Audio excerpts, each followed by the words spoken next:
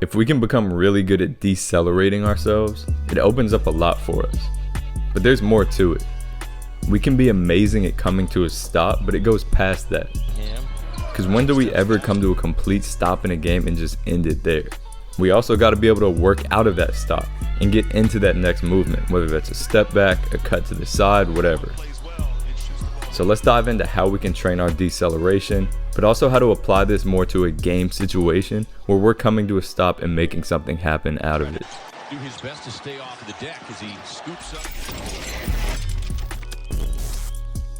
So to me, there are 3 parts to training for deceleration. And number 1 is just physical strength qualities.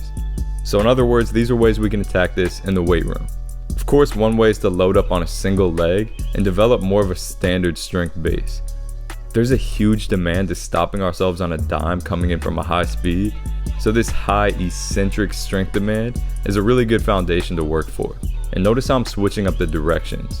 One thing I'm huge on in the weight room is implementing some variability. So just switching it up here and there, because in games our decelerations won't be perfectly linear every time. We've got to be prepared for every direction. Same thing as we start to develop strength at a bit higher speeds here. It doesn't have to be, and it shouldn't just be forward and backwards. But one thing to notice here, and this is a big theme, most of the time when we train our deceleration ability, we stick that deceleration. So we come to a full stop and just kind of leave it there.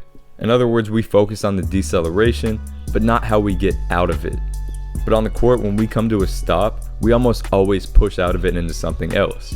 So pay attention to how much we'll focus on this moving forward. So in general, this is the importance of the weight room side of things. We may not be moving as fast as we do on the court, but we're adding load to attack the strength qualities of these movements.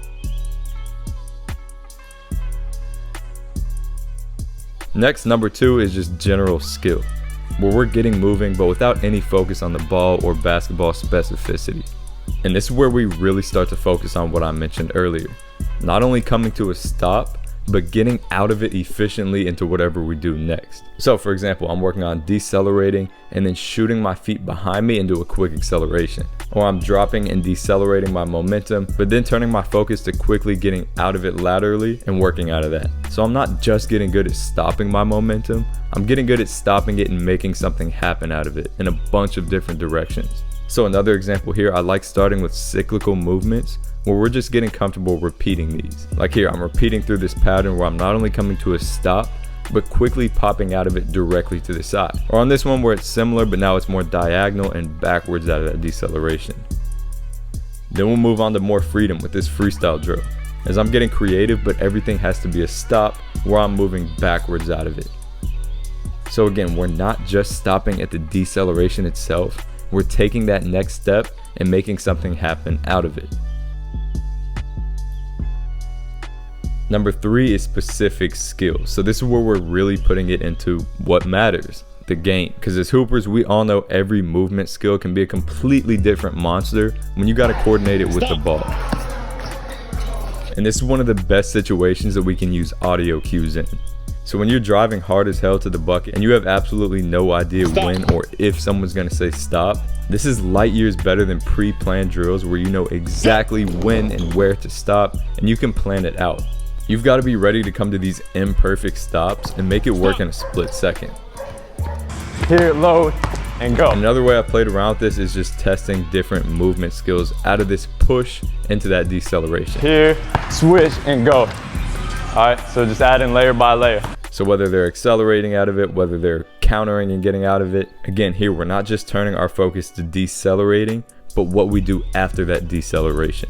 So hopefully you guys kind of see where I'm coming from here. There's more that goes into deceleration training than we typically give it credit for. And I think some of these exercises and some that you may develop on your own are really good for training this. Training that ability to not only come to a stop, but making something happen out of that stop.